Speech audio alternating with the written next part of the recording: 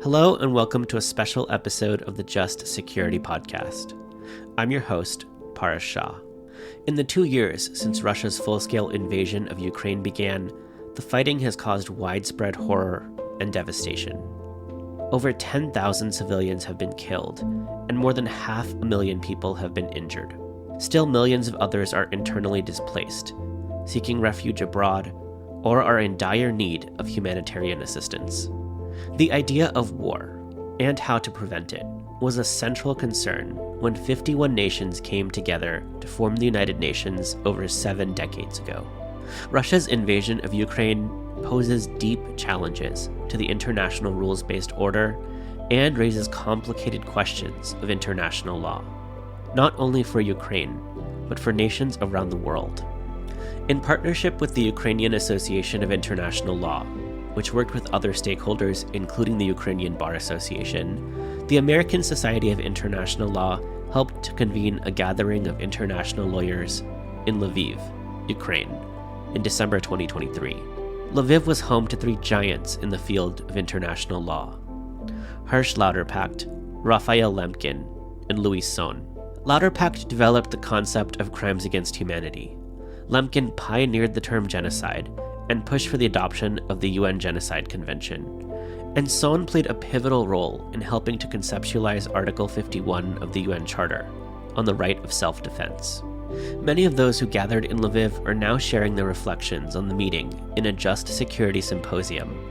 Joining the show to discuss the symposium are 4 of its editors: Katerina Busol, Olga Butkevich, Rebecca Hamilton, and Gregory Schaefer.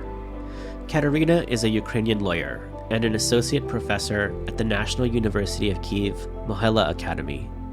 Olga is president of the Ukrainian Association of International Law and chaired professor of law at Kyiv's National University of Taras Shevchenko. Rebecca is an executive editor at Just Security and a professor of law at American University's Washington College of Law. Greg is the Scott K. Ginsburg Professor of International Law at Georgetown University Law Center and the president of the American Society of International Law. So, coming out of this convening in Lviv, what are some of the most urgent international law questions that are on people's minds? And Katerina, let's start with you. Well, the most urgent, I think, human issues are the insurance, the safety, the security, that the loved ones are safe, and especially the kids. But then I think both the legal community and, most importantly, the general public in Ukraine are so keen on having the prosecution of the crime of aggression. Of course, the level of awareness about this differs, but this is a very strong demand for everybody in and across Ukraine. And to be brief, on behalf of survivors, both before the full-scale invasion and since the full-scale invasion, the discussion about reparations and urgent interim reparations has also been important. And I think it's a great work of Ukrainian civil society, human rights lawyers, and now the state to raise the awareness among the survivors that justice is served not only through courts, and that medical support, couple counseling, psychological support is something that they are not just entitled to have, but something that they can and should demand now already, parallel to the ordinary criminal justice proceedings domestically and internationally. And Olga, what's your take on that? I would say maybe more generally here, because each conflict and Russian-Ukrainian conflict and aggression against Ukraine revealed most difficult problems of international law, and even some gaps in international law, some shortcomings of this system. And all that was discussed during our meeting in Lviv. And the first thing is that the aggression against the Russian Federation is not an exclusion in historical plane here, because it showed the most difficult problems and challenges to international law. Second thing is that each time when a serious crisis appears in international relations and international law, also there occur cure some doubts or new doubts in international law and its efficiency. International law faces criticism and the lack of respect for it, and all that was discussed during our different meetings, and but I think that the conclusion was rather optimistic, that from each crisis international law came out more strengthened and more humanistic. Greg, from the United States, what's your perspective? Yeah, Tara. So, I mean, I think I put this in broader connection. I mean, I think the big issue is how can international law be used to support Ukraine, be it in terms of Russian accountability, be it in terms of sanctions, be it in terms of locating assets that can be used to help Ukraine. I mean, there's so many different issues. But what I really wanted to stress was that, the point and the goal of organizing the meeting in Lviv between our two international law societies, one of the key goals was not only to jointly identify issues, and we identified 10 issues, criminal and civil accountability across an ecosystem of accountability, the crime of aggression, sovereign immunity, arbitrary detention, sanctions, returning abducted children, reintegrating territories, social inclusion, and so forth. The point was not only to jointly identify these international law issues, but also something that this podcast and the Joint Just Security Symposium represent, that is to create collaborations over time between the participants at the Lviv meeting, in order to go into further detail and address new developments under international law and do whatever we can to help Ukraine in its struggle. Right, and we're so thrilled to be able to host the symposium and to do this podcast episode. Part of the question here is not only the black letter development of international law, but also the institutions that create and use it. Beck, we've seen a lot of Security Council paralysis. How should we think about that in this context? Thanks, Paris. And let me just start by echoing what Greg said about the collaboration. One of the most extraordinary things for me coming out of Lviv was all of the side conversations outside of the formal panels with our Ukrainian international law colleagues to really get a more granular understanding of the incredible work that they have been doing for years and years, trying to use international law to actually deliver things that survivors on the ground need. But overlaying the entire conversation has to be this question of, well, how do you actually enforce international law? We have a lot of really good law, but at the end of the day, when push comes to shove, we have the institutional arrangements that we've got, and they came out of the post-World War II geopolitical order.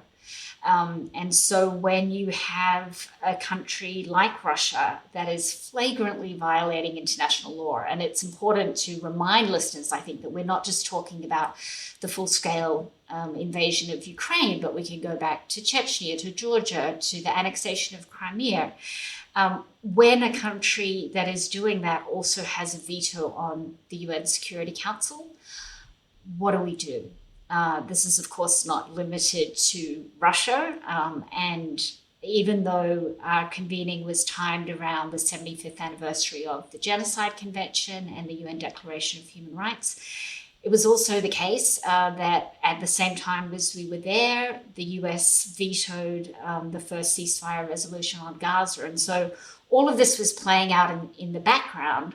And the question becomes, well, what do you do? And I think one of the exciting conversations for all of us that were there and for the international law community going forward is assuming we're not going to just abandon the UN, which I think would be a grave mistake. What are we going to do to enable our institutional arrangements to live up to the promises of the international law that we have? What are the creative initiatives that we can take on short of reform or short of amendment to the UN Charter that can get us to the place that we need to be? And there's a lot of exciting ideas out there that are starting to be advanced by lawyers and by diplomats for non-amendment based reform, so that when you have a situation like you have in Ukraine, the Security Council can become an enabler of international law rather than a barrier to it. Right, that's such an important point. This is a time for creative solutions and for creative lawyering. The first article that launches this symposium quotes a piece from a young Ukrainian lawyer, Maxim Vyshchek, about the role of international law in the face of aggression. And it's a sobering analysis because that piece was written and published 2 years ago when Russia initially launched its full-scale invasion. 2 years have passed. The violence rages on. The fighting continues. What are the limits here of international law and also its potential to address the questions that Ukraine is facing? I mean, I'll be glad to jump in just with a big picture, but I really am interested also, Katerina, Olga, and Beck, your thoughts. But I mean, obviously there are limits to international law. Power and law are always interrelated, and that especially holds true at the international level. As Beck just noted, Russia has veto powers, the P5 have veto powers in the Security Council. To go further, Russia also has nuclear weapons, unlike Ukraine, that it brandishes threats.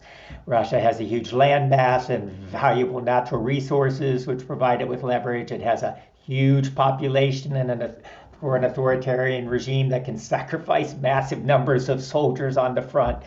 But nonetheless, I think international law and justice are important because they always serve, and here they serve the weaker power. They serve Ukraine.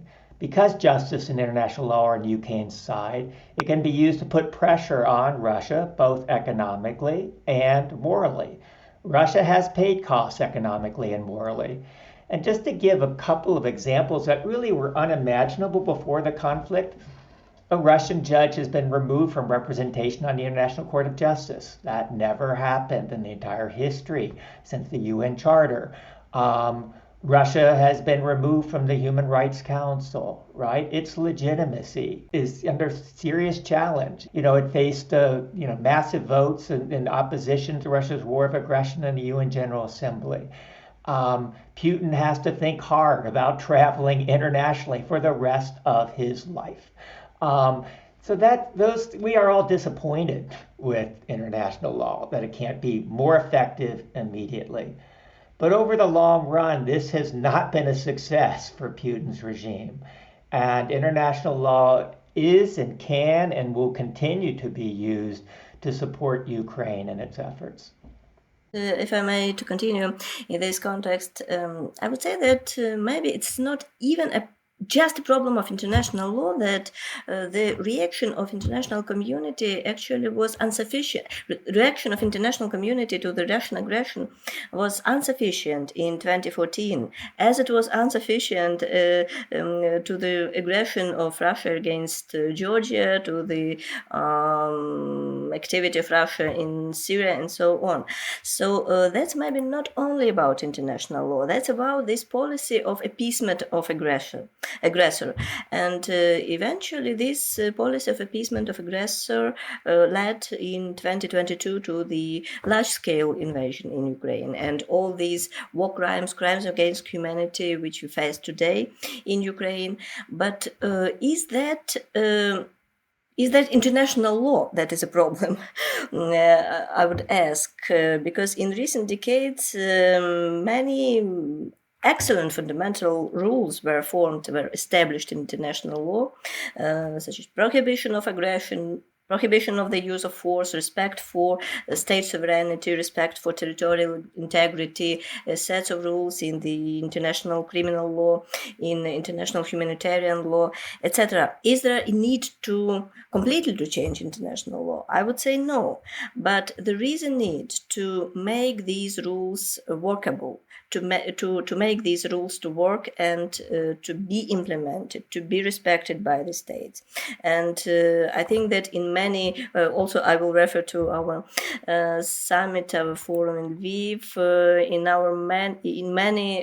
during many roundtables, all different aspects of international law and international relations were discussed, and the main idea was how to make these rules to work, to be implemented, to be respected, and to be efficient. If I may, I'd pick up on Olga's discussion of not necessarily narrowly legal prerequisites and reasons for the poor reaction to Russia's aggression.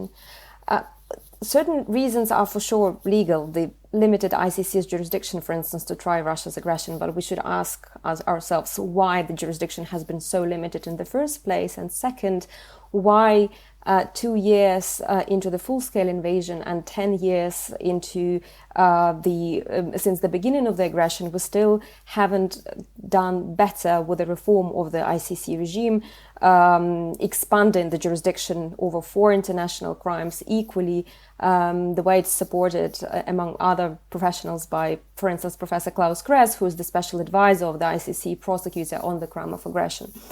But I'd really like to stress on more intangible human undercurrents of these limitations. I think Russia's aggression has really showed how little we know and how little we engage with traumatic histories across the globe. Ukraine has not really engaged much or considered much how, for instance, different Latin American nations have reckoned with the military regimes that they have been under, how that impacts their voting at the General Assembly, for instance, or their support for the creation of a tribunal to try Russia's aggression and a particular mode of that tribunal.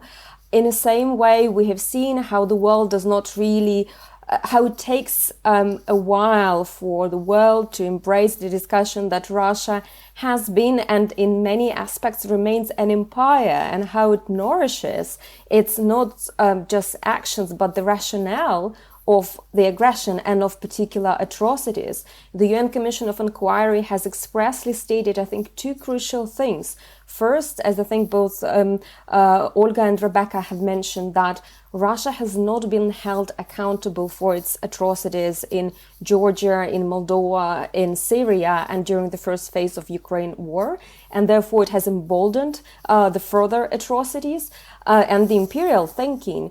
Second, the UN Commission of Inquiry also has stated that there are such wider geopolitical dimensions, historical dimensions that have to be addressed, both on behalf of Ukraine, but also on behalf of the international community. So I think not just as lawyers, but just as citizens, as people who enjoy not just civil liberties and rights, but that we also have a certain responsibility for having them. We really should try and educate ourselves more on how colonial and imperial undercurrents and reverberations are still there, and how they impact both the political, the legal, and just the wider public's decision making. And from there, I think we can be a bit more empathetic and nuanced in how we proposed the next steps, including in the domain of international law.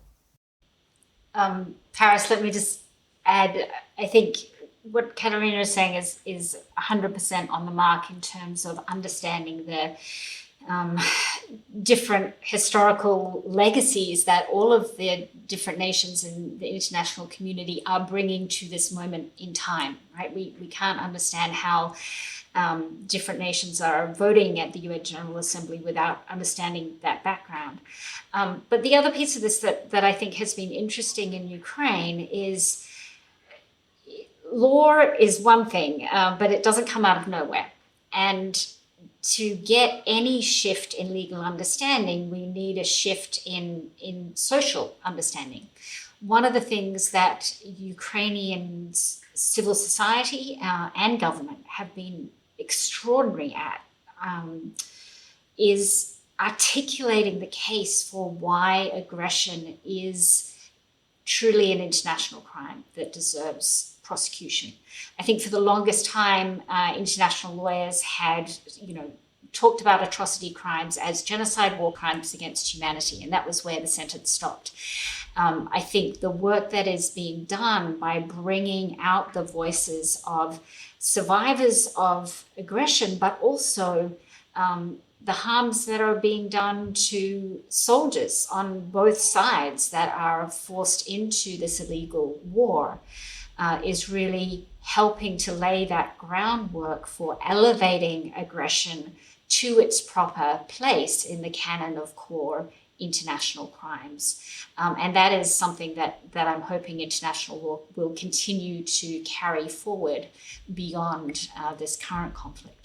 Yeah, I wanted to pick up on that point that Katerina made about learning from other nations with a history of military regimes and that have faced a history of violence. How can Ukraine better engage with countries in the global south?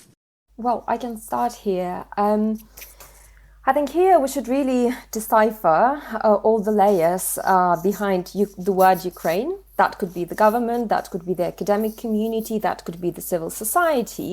And the same, of course, with the partners in the so-called global south, although I find the term very misleading. I think it has been exceptional that, for instance, quite a few initiatives documenting war crimes in Ukraine have invited journalists from Latin American states, from the African states, and from Southeast Asia to come and first experience the aura of Ukraine on the ground. Second, to visit the areas where the grain that has been so painstakingly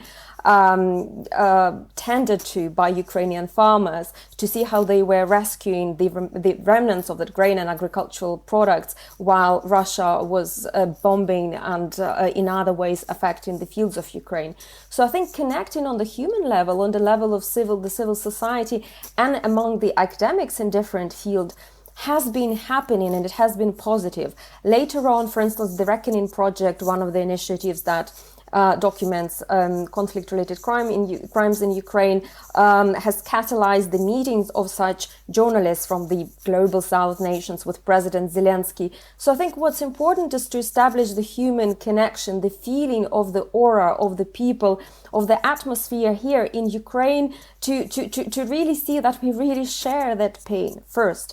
Second, I think Ukraine is realizing increasingly now, and the Prosecutor General was presenting in Nuremberg in courtroom 600 to the US Helsinki Commission, and he was referring to the engagement with the global South nations and how much there is to learn. I would just add specifically, I think, on what the global South nations have had an immense experience in transitional justice, individual reparations, domestic prosecutions of conflict-related crimes. There is such a richness of experience that we could learn. The whole treaty law and jurisprudence, for instance, on enforced disappearances, the crime which is unfortunately topical for Ukraine now, or on the crime of torture, largely came from the global south, from Argentina, from Chile. So there is much room to learn. And just to finalize with a specific example on how sometimes the civil society and the academics do that quicker than the governments and better. For instance, the Association of Ukrainian Women Lawyers, Eurofem, together with the network of survivors of conflict-related sexual violence and certain governmental officials responsible for introducing individual reparations for atrocity victims in Ukraine, they visited Colombia, the country that has been exceptional with a special jurisdiction for peace, and how they merge different aspects of prosecutions of under-investigated, under-prosecuted crimes, and ensuring reparations not 10 years after, but as soon as possible. So the learning is happening. We are just hoping that it will translate gradually also into the more nuanced voting, including in the UN General Assembly. Maybe just a few words to add to what Katerina has said. Ukraine has become a victim of aggression, and not only of aggression, but of really grave violations of international law, war crimes, crimes against humanity. Today, many people say that maybe we can be victims of elements of genocide here. And what I would like to say that for the first time in history in Ukraine, it will be established a museum of genocides. Museum of genocides, because it is a task of Ukraine to show the gravity of this crime, to show that that is not only about this or that genocide, that is about different nations, different peoples. And the Museum of Genocides will be established in Odessa, and it will be more international legal than just historical or ethnic. It will show different elements, different facts, different situations of crimes against humanity in different parts of the world, in Africa, in Latin America, sure, in Europe, in Asia. So the Museum of Genocides, in plural, will combine different evidences from all parts of the world which suffered from this crime. Paris, maybe I'll just add one last comment on the Global South point, which is, clearly the Global South is a political term. It's a political term which was developed as a form of resistance to colonialism, neocolonialism, and new forms of empire, right? And a central principle of Global South countries is to defend their sovereign independence in the face of great powers, in the face of colonial powers. So in that sense, Ukraine is much more of Global South country, obviously, than Russia. Russia is a colonial power. It's asserting sort of a revisionist vision of reclaiming territory, reclaiming its empire, and doing so through a war of aggression. And so I think that's just a very central point to recall and to put forth, that this really is a fundamental Global South principle that is at stake. I would really like us to try develop the nuance that we are now doing here in terms of there is an emergent scholarship speaking how, of course, there's dichotomy between the global north and global south. A is not as one-dimensional, and B, there is a group of states like the so-called former Warsaw Pact states, essentially the states from Central and Eastern Europe, who are in a particular positioning because they, on the one hand, as Olga, as Greg have been saying, do have many traces of classical colonies on the one hand. On the other hand, their relationship with the former empires like the Russian Empire or the Austro-Hungarian Empire is a little bit different. More leaders of those nations were involved in the imperial leadership, for instance, and the religious dynamics has been a little bit different than in other classical global south colonies.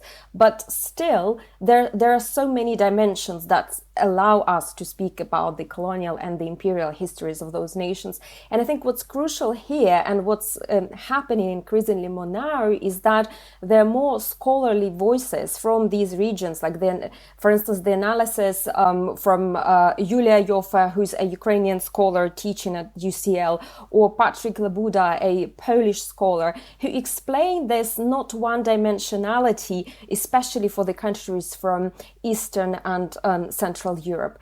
And a second point which I would want to make is that I think every country that has, and every people that has been affected by aggression and mass atrocities, that yes, they are victims, but they also are agents of change. Again, we have seen what immense, impressive domestic jurisprudence and transitional justice mechanisms the Latin American countries have developed. Ukraine, in this case, also can be the country that recognizes that it's affected by aggression, but it's also an agent of change. Hopefully, again, Ukraine could show how urgent interim reparations for atrocity victims can and should be implemented amid the ongoing warfare.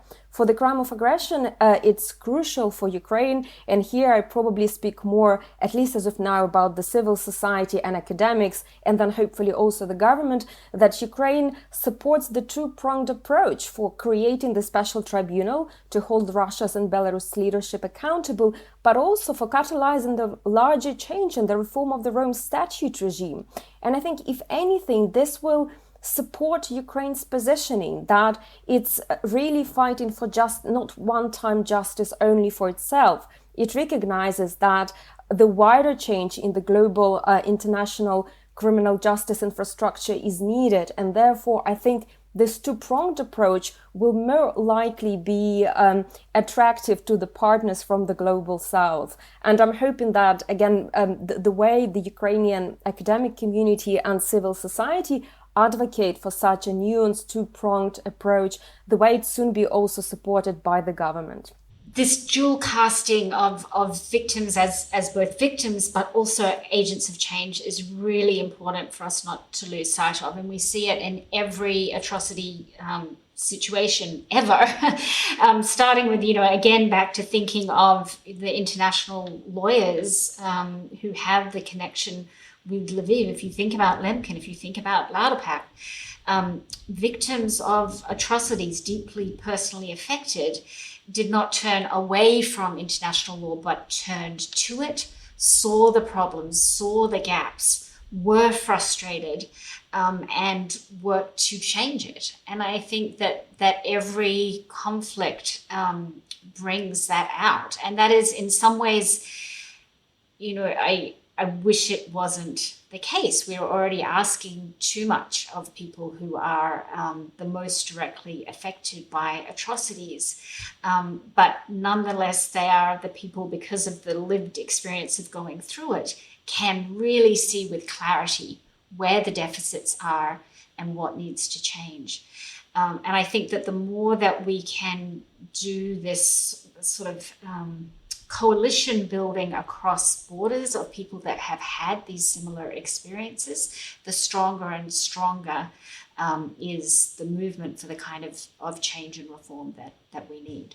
Yeah, Patrick has a very impressive article in Just Security where he talks about the counter-hegemonic potential of international law, and I think it's addressing many of the points that you all are raising. We'll link to it in the show notes. Listeners should definitely give it a read. As we look at the learnings from this convening that was held in Lviv, where so many giants of international law have lived and spent time, and we think about the work that Hersh Lauterpacht has done and Raphael Lemkin have done to create crimes against humanity and the crime of genocide, looking forward, where do we go from here? What are the concrete steps that we should be thinking about heading out of this discussion?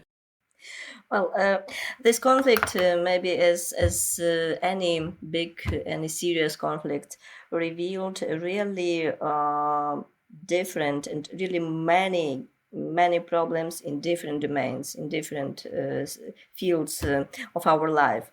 So we would like to formulate some propositions, because these are problems within protection of environment, protection of flora and fauna during an armed conflict. And now I think that, and I agree with everybody here, that Ukraine, as a part of this conflict, as a victim of this conflict, should not act as a victim, but should act as an agent of change. And now we are working over new document on protection of animals during armed conflicts. Also, we are working over new approaches of protection of cultural heritage during armed conflicts, because not to treat cultural property just as a public property, but as a part of common heritage of humankind. Also, there is need to strengthen the crime of ecocide in the statute of International Criminal Court, and to strengthen this crime in international law, to strengthen the accountability for this crime. Maybe the most difficult question, the most difficult problem, is the problem of implementation, of realization of international law, of making law workable, making all these rules which are existing now, to make them workable.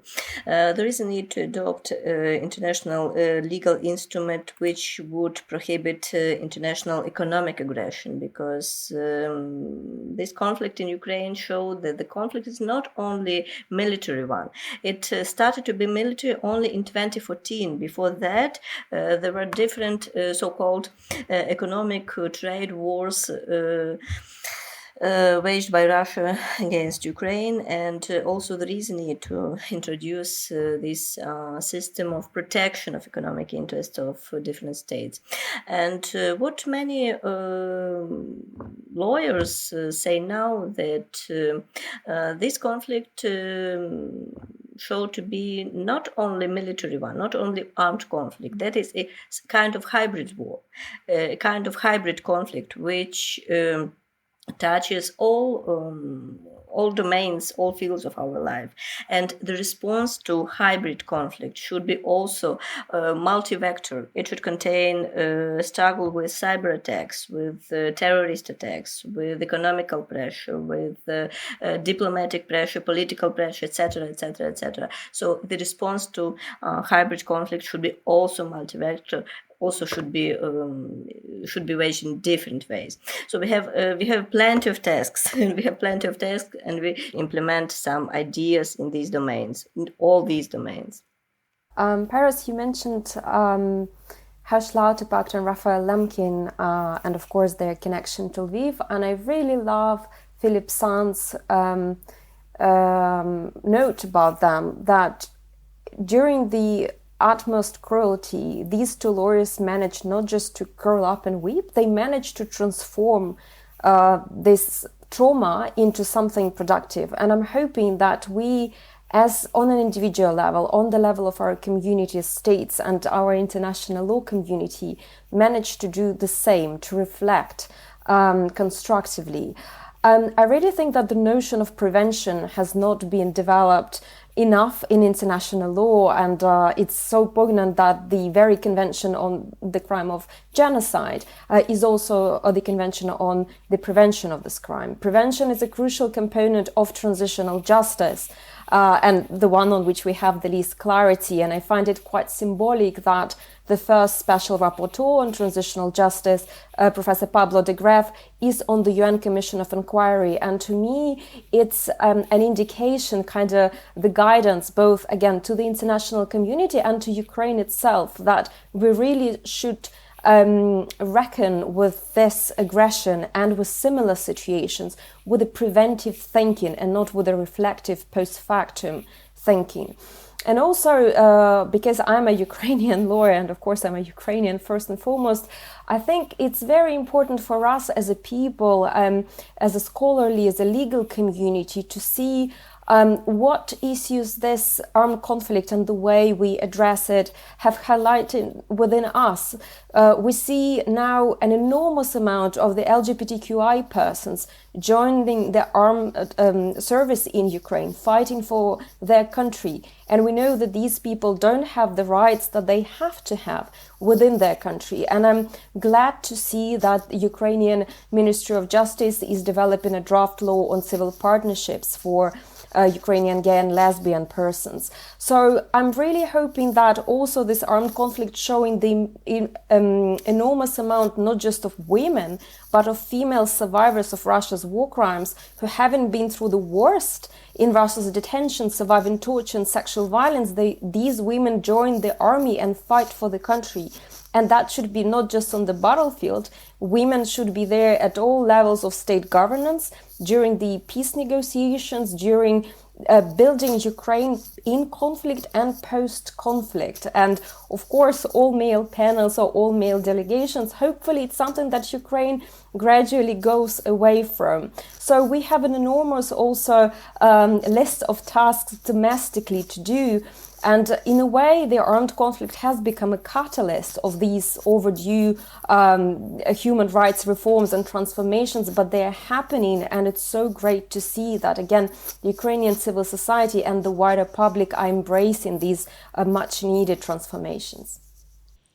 Katerina, I love that framing and that hopeful take on what this can do. I think that in addition to international law being very bad at prevention comparatively, the other thing that we're really bad at as an international law community, and this extends beyond international law, but is following through after the initial moment of crisis. So we see this routinely in journalistic coverage. You get a huge amount of coverage at the moment of the invasion, and then it lessens steadily over time. And you get a little peak again every time that there's an anniversary. But it's very hard to keep minds focused on what is an ongoing conflict as other crises emerge. But I do think that one of the ways through that is this building of relationships between colleagues across different areas, because it's one thing to be able to turn away from a crisis when it's no longer in the headlines if you don't know anybody who is themselves directly affected by the conflict. It is impossible to do that when you have working relationships with people who are dealing day in and day out with the crisis at hand. And so I think the more that we can do to invest in those relationships across conflict and non-conflict affected areas, the better we are going to be at staying the long haul that is really needed in order for, again, international law to live up to its potential. I'll just say those were very powerful remarks from Olga, Katerina, and Beck in terms of just the role of not only transforming international law and really, focusing on, the most important aspect, which is to prevent the horror of war, but also transforming societies, which Katerina, you talked about so powerfully, because they're related. Who is it within societies who represent states within international institutions? And the fact that we have three very powerful women on this podcast, I couldn't be more honored to be the last leg. This has been such a rich and important discussion. Thank you so much, Olga, Katerina, Beck, Greg, for joining the show. We'll be sure to continue to highlight your voices and the voices of other colleagues in the symposium on Just Security's pages. Thank you again. Thank you, Paris. You guys are wonderful. Thank you very much, dear colleagues. Thank you. Thank you so much, Paris. That was wonderful, everyone. This episode was hosted and produced by me, Paras Shah, with help from Claire Apt. Special thanks to our guests, Katerina Busal, Olga Butkevich, Rebecca Hamilton, and Gregory Schaefer, along with Tess Bridgman, Megan Corrino, Michael Cooper, and Svetlana Stadovit. You can read all of Just Security's coverage of international law, including the symposium, International Law in the Face of Russia's Aggression Against Ukraine, The View from Lviv, on our website. If you enjoyed this episode, please give us a 5-star rating on Apple Podcasts or wherever you listen.